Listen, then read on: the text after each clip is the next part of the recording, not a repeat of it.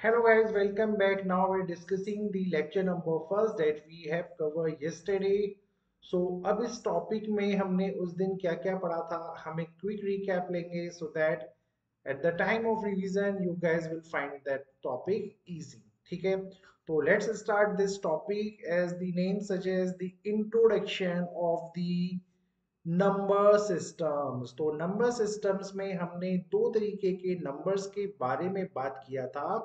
तो जो सबसे पहले नंबर हमें पता है वो होते हैं बेटा रियल नंबर्स, और दूसरी जो नंबर्स की बात हुई थी वो होते हैं नॉन रियल नंबर्स। तो नॉन रियल नंबर्स को हम इमेजिनरी नंबर्स भी बोल रहे थे। वो नंबर्स ऐसे हैं जो आपने अभी तक कभी भी नहीं देखे। रियल नंबर्स की कैटेगरी में हमें पता है, जैसे मैंने आपसे बोला, 3 है, 3/2 है, -3 है, 0 है, √3 है, √5 है, 0.33 ये कॉन्टिन्यूशन में चल रहा है, 0.10, 100, 100, सो ऑन। तो ये सारे नंबर कहीं ना कहीं ऐसे नंबर्स हैं जो आप लोगों ने अभी तक देखे हुए हैं।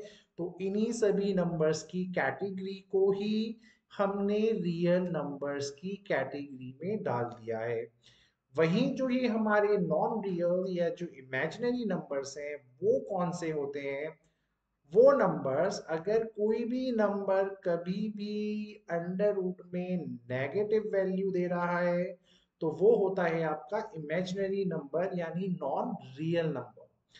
फॉर एग्जाम्पल इफ आई से कि यहाँ अंडर रूट के अंदर -5 आ जाए या मैंने बोला -7 आ जाए, तो यू गैस कैन सी जैसे ही अंडर रूट के अंदर कोई नेगेटिव वैल्यू आ जाएगा, -5, -7, तो ये नंबर्स का आंसर एक इमेजिनेशन में चला जाता है और ये हमारे नॉन रियल नंबर्स की कैटेगरी होती है।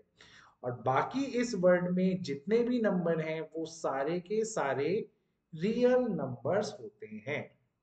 तो यहां तक आपको एक फेयर आइडिया लग गया होगा कि रियल नंबर्स कौन है, नॉन रियल कौन है। तो इतना कंफ्यूज होने का जरूरत नहीं है, रियल नंबर्स वो ही नंबर्स हैं जो आप आज तक करते आ रहे हैं। अब चलते हैं टॉपिक में थोड़ा सा और आगे। तो जो हमने एक चीज और देखी थी टॉपिक में वो थे real numbers, integers, whole number, natural number. ये नंबर्स एग्जैक्टली कौन कौन होते हैं इनके बारे में। तो रैशनल नंबर हमेशा p अपॉन q की फॉर्म में होता है, जहां पे हमारा ये q कभी भी जीरो के इक्वल नहीं होता है बेटा, ये ध्यान रखना। फॉर एग्जाम्पल अगर मैं आपसे बोलूं 3, 3 क्या एक रैशनल नंबर है? बिल्कुल सर, ये एक रैशनल नंबर है क्योंकि हम 3 को 3/1 की फॉर्म में लिख सकते हैं। यानी ये जो हमने p अपॉन q फॉर्म बोला था इस फॉर्म में इसको लिखा जा सकता है। क्या हमारा 3/2 एक रैशनल नंबर है? डेफिनेटली सर, ये एक रैशनल नंबर ही है क्योंकि p अपॉन q फॉर्म में लिखा जा सकता है और डिनोमिनेटर में जीरो नहीं है। क्या माइनस का 7/5 एक रैशनल नंबर है? डेफिनेटली सर, ये भी एक रैशनल नंबर है, इसको भी ध्यान रखना क्योंकि डिनोमिनेटर में जीरो नहीं है। अब आता है पॉइंट में, क्या 5/0 एक रैशनल नंबर है? तो अगर मैं आपसे बोलूं कि ये एक रैशनल नंबर है तो your answer will be no, क्योंकि डिनोमिनेटर में अगर जीरो आ गया तो वो रैशनल नंबर नहीं होता। ठीक है, तो यही होती है आपकी रैशनल नंबर की कैटेगरी। और रैशनल नंबर में ये जो क्यू हमारा यहाँ पे आपको दिख रहा है ये होता है सिंबल। तो कभी कभी एग्जाम्स में आपसे ये बोल दिया जाएगा कि सिंबल बताइए रैशनल नंबर का, तो you should know it is nothing but the capital Q. Got it? ठीक है। अब एनसीईआरटी एक्सरसाइज 1.1 का क्वेश्चन नंबर फर्स्ट ये है, क्या जीरो एक रैशनल नंबर है? So my answer is yes, zero एक रैशनल नंबर है एंड द रीजन इज क्योंकि जीरो को अगर मैं देखूं तो 0 upon any number except 0 is nothing but 0। तो 0 को आप किसी भी नंबर से अगर डिवाइड करते हो तो आंसर हमेशा 0 आता है। हाँ, लेकिन अगर आपने 0/0 किया तो वो एक इनडिटर्मिनेट नंबर है जो अभी हमारे लेवल पे नहीं आया है। तो यस, हम 0 को एक रैशनल नंबर क्यों बोलेंगे, क्योंकि इसको ऐसा लिखा जा सकता है 0/1, 0/5, 0/any number except 0। तो yes, the answer is true. तो ये आपको समझ में आया होगा। अब चलते हैं हमारी नेक्स्ट कैटेगरी पे कि इंटीजर्स कौन होते हैं। इंटीजर्स का जो सिंबल है इधर कुड हैव बीन z, जिसको आप z बोलते हैं, और कैपिटल I। इंटीजर्स की category is very very simple. ये पूरे के पूरे होल नंबर होते हैं, यानी ये डेसिमल्स में नहीं होते हैं। हाँ यस, लेकिन ये -3, -2, -1, 0, +1, +2, +3 सो ऑन, ये इन नंबर्स की कैटेगरी को बोला जाता है। ये सारे नंबर प्लस भी हो सकते हैं, माइनस भी हो सकते हैं, बट ये पॉइंट्स में या फ्रैक्शन में नहीं होते। तो इन लोगों को बोला गया है इंटीजर्स। नेक्स्ट कैटेगरी आती है होल नंबर की, जिसका symbol is W, and whole number आप जूनियर लेवल से पढ़ रहे हो इज 0, 1, 2, 3। ये सारे नंबर्स को होल नंबर्स बोला गया है, जिसमें 0 भी इंक्लूड होता है। And then we also know about the natural numbers, जिसको कैपिटल एन से डिनोट किया जाता है, जो कि 1, 2, 3, 4, 5 इन लोगों से स्टार्ट होता है। ठीक है, तो अभी तक के टॉपिक में मुझे नहीं लगता है कोई डाउट होना चाहिए। रैशनल और इंटीजर्स में क्या डिफरेंस है ये आपको क्लियरली पता होना चाहिए। ठीक है, अब आगे बढ़ने से पहले मैं आपको एक शॉर्ट ट्रिक समझाना चाहता हूं, जिसके बेसिस पे मैक्सिमम क्वेश्चंस होंगे। तो प्लीज इस स्टेटमेंट को ध्यान रखना, RIWNN। यहाँ पे R रिप्रेजेंट करेगा एक रैशनल नंबर को, I रिप्रेजेंट करेगा एक इंटीजर को, W रिप्रेजेंट करेगा होल नंबर को, और कैपिटल N डिनोट करेगा नेचुरल नंबर को। तो rule is very very simple, it is very very simple.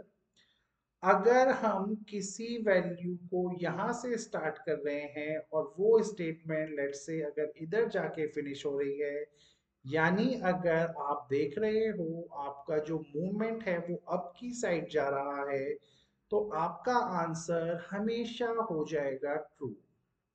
लेकिन अगर आपको लगता है आपका स्टेटमेंट कहीं पे ऊपर से चालू हो रहा है और वो धीरे धीरे धीरे नीचे की तरफ आ रहा है, यानी वो अगर एक डाउनवर्ड मूवमेंट को फॉलो कर रहा है, तो आप बोलेंगे आवर आंसर इज फॉल्स। तो ये एग्जैक्टली मैं यहाँ क्या बोलने जा रहा हूँ, मैं आपको एक छोटा सा एग्जाम्पल देता हूँ, और उस एग्जाम्पल के अकॉर्डिंगली ही we will understand what I am trying to say. Suppose you read this question, NCERT का ही है 1.1 का, कि एवरी नेचुरल नंबर, गेम कहाँ से स्टार्ट हुआ, एवरी नेचुरल नंबर से। नेचुरल नंबर कहाँ पे है बेटा, इधर। तो every natural number is a whole number, यानी ये नेचुरल से स्टार्ट हुआ और कहाँ पे एंड हुआ, W पे जाके एंड हुआ, होल पे जाके एंड हुआ। तो ये मूवमेंट कैसे देखा आपने, अपवर्ड मूवमेंट देखा। तो द आंसर यू विल से is true answer.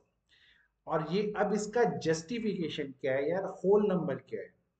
Whole number होते हैं 0, 1, 2, 3, 4। नेचुरल क्या होता है, 1, 2, 3, 4। तो डोंट यू थिंक ये जितने भी नेचुरल नंबर हैं 1, 2, 3, 4, 5, 6, ये होल नंबर के अंदर भी तो हैं। तो कैन वी से ना कि every natural number is a whole number. Got it. चलिए जी, सेकंड पार्ट पे चलते हैं। सेकंड पार्ट में वो क्या बोल रहे हैं, एवरी इंटीजर, यानी गेम यहां से स्टार्ट हो रहा है, every integer is a whole number, यानी ये नीचे की तरफ आ रहा है।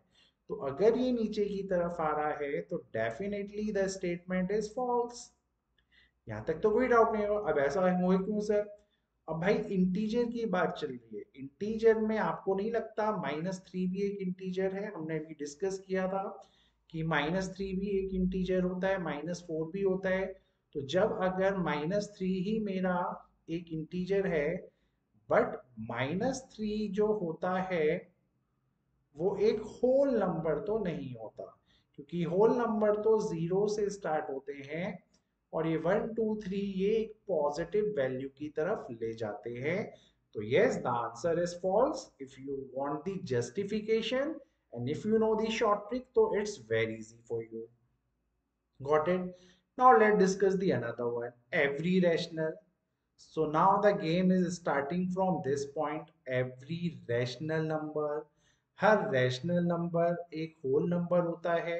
तो आप आ रहे हो यहाँ पे फिर से नीचे, और जैसे ही आपका डाउनवर्ड मूवमेंट हो रहा है, the again the answer is false.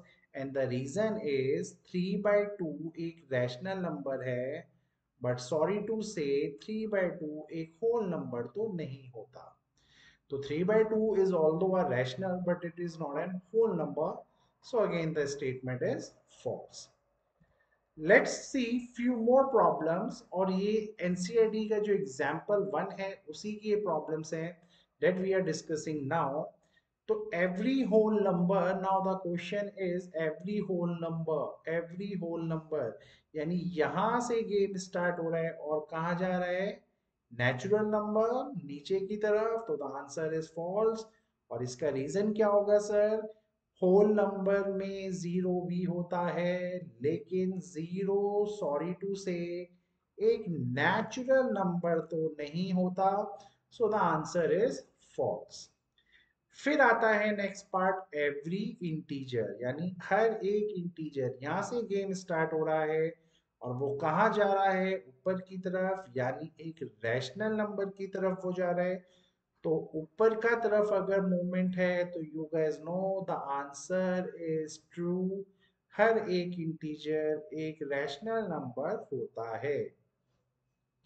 Third part, every rational number, यानी यहां से स्टार्ट हुआ है। क्या हर रैशनल नंबर एक इंटीजर होता है? तो गेम यहां से स्टार्ट हुआ और आई फॉर इंटीजर पे आके रुक गया। Again the movement is downward.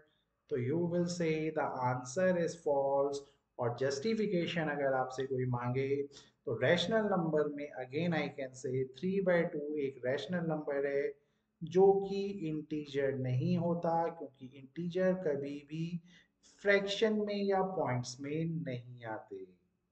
ठीक है, यहां तक आपको क्लियर हो गया होगा।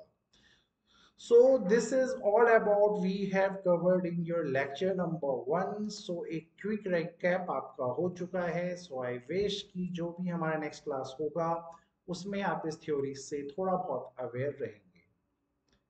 और if you have any doubt you can ask me personally। तो let's end this recording now. Hopefully आपको चीजें क्लियर होगा। Thank you.